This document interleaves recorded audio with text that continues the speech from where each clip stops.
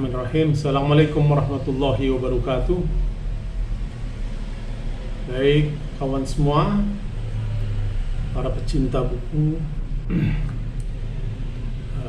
hari ini saya ingin mengulas tentang filsafat Islam dalam pandangan Kang Jalal, panggilan dari Kiai Haji Dr. Jalaluddin Rahmat.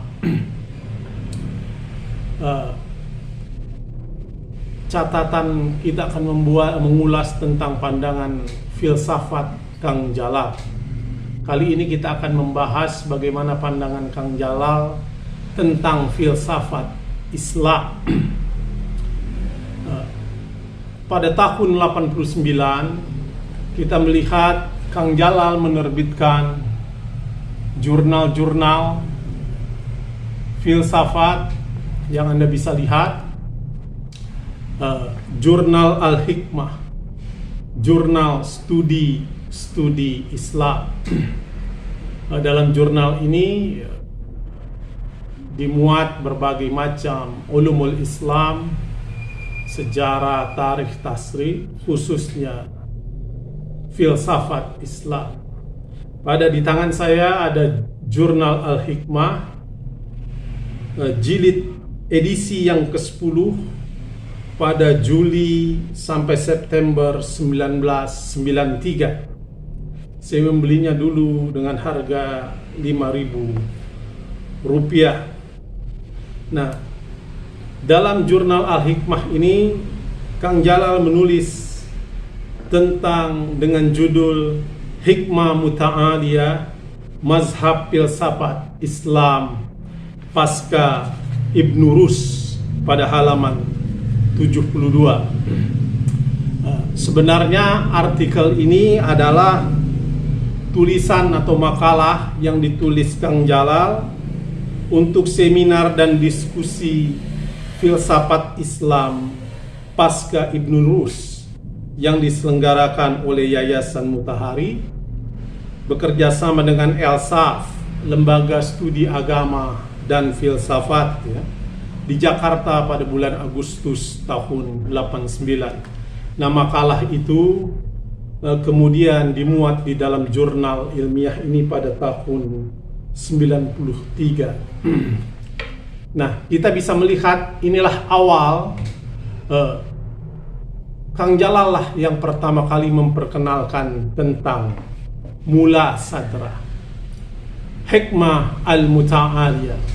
Di Indonesia kita tahu, kalau di Pakistan misalnya Fazlur Rahman yang menulis tentang mula sadra. Nah, di Indonesia Kang Jalal lah yang pertama kali memperkenalkan mula sadra.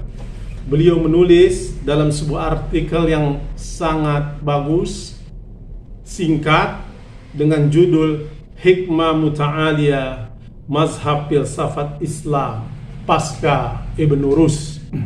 Kita tahu di dalam sejarah filsafat Islam, filsafat Islam dimulai dengan Al-Kindi dan berakhir ketika Ibnu Rus. Dan itu filsafat Islam kebanyakan yang kita ketahui. Nah, sebenarnya Kang Jalal menulis tentang filsafat Islam pasca Ibnu Rus. Kita tahu setelah serangan Al-Ghazali terhadap Ibnu Rus dalam Tahafutul Falasifah, kemudian filsafat menjadi tenggelam maksudnya menyerang Al-Ghazali, menyerang filsafat peripatetik, khususnya Ibnu Sina dan sebagainya. Filsafat kemudian tenggelam di dalam dunia Islam, khususnya dunia Islam Sunni. Meskipun ada bantahan dari Ibnu Rus dengan Tahafut, menulis bantahan terhadap Al-Ghazali, tapi kita ketahui bahwa tidak terlalu berpengaruh. Pandangan Al-Ghazali lah yang kemudian dominan dan berpengaruh dalam seluruh dunia Islam, termasuk Islam di Indonesia. Sehingga kita mengenal bahwa filsafat Islam Indonesia pertama misalnya dibawa oleh Harun Nasution yang mulai mengembangkan filsafat dengan sebuah buku kecil tentang filsafat Islam dan mistisisme dalam Islam.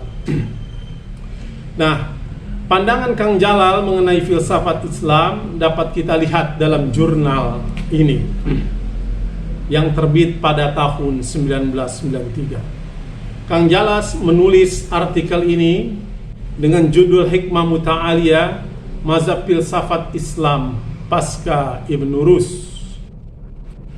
Artikel ini semula adalah makalah yang tadi sudah saya jelaskan, dan dalam artikel tersebut Kang Jalal menguraikan latar belakang historis pemikiran filsafat yang berkembang sebelum mula Sadra, dan menjelaskan tentang pokok-pokok pemikiran filsafat hikmah al-muta'aliyah. Oleh karena itu, Kang Jalal adalah orang yang pertama di Indonesia yang memperkenalkan mula Sadra, pendiri filsafat muta'aliyah. Nah, yang sekarang populer di tengah-tengah kalangan kaum muslimin di Indonesia. Nah, dalam artikel tersebut Kang Jalal memulai dengan mengutip surat Imam Khomeini yang ditujukan kepada Presiden Rusia pada waktu itu, Mikhail Gorbachev. Kita tahu Imam Khomeini menulis surat yang berisikan ajakan dan kritik Imam Khomeini terhadap materialisme, dan mengajak Gorbachev untuk mengirim para sarjana di Rusia untuk menelaah filsafat Islam. Nah, menurut Kang Jalal, dalam satu paragraf artikel itu, Imam Khomeini menyebut sekaligus 3 aliran filsafat besar dalam dunia Islam. Yang pertama adalah Masyaiyah atau peripatetik, filsafat Ibnu Sina yang didedekatkan dengan silogisme Aristotelianisme. Lalu yang kedua adalah Israqiyah, Illuminationisme Suhrawardi al-Maktul, filsafat cahaya. Dan yang ketiga adalah Hikmah al-Muta'aliyah, transenden filosofi dari mula Sadra. Nah, dalam surat itu Imam Khomeini mengajak agar Gorbachev mengirimkan para orang pintarnya untuk menelaah ketiga aliran filsafat di dalam dunia Islam itu. Memang dalam sejarah peradaban Islam, perkembangan awal filsafat dimulai dari pada dinasti Umayyah, khususnya pada masa Al-Ma'mun. Nah, pada periode awal perkembangan filsafat ini terjadi penerjemahan secara masif dalam bahasa Arab. Berawal pada zaman dinasti Umayyah, itulah mulai pintu masuk dengan gerakan penerjemahan yang besar pada masa Al-Ma'mun. Peter Adamson, ada seorang penulis kontemporer, melihat ada 2 lingkaran penerjemahan pada masa Al-Ma'mun itu.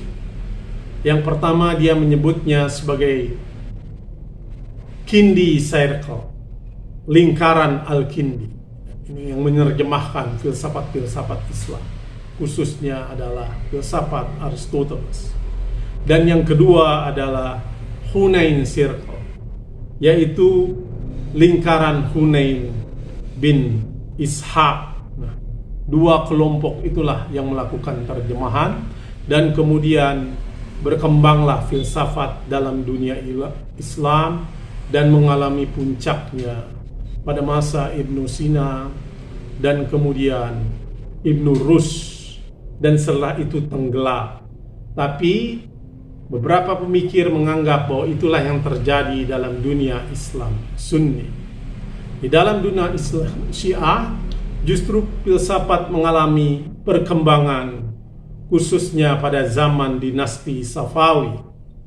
Nah, pada zaman itu muncul apa yang dikenal sebagai mazhab Isfahan, Isfahan School, seperti yang diungkapkan oleh Syed Hussein Nasr. Nah, disitulah kemudian berkembang filsafat pasca Ibnu Rus. Nah, Kang Jalal dalam artikel itu mengulas tentang prinsip-prinsip al-hikmah al-muta'aliyah yang akan menjadi kajian kita filsafat untuk berikutnya. Jadi bahwa filsafat Islam di Indonesia tidak bisa dilepaskan dari peran Kang Jalal dalam mempopulerkannya.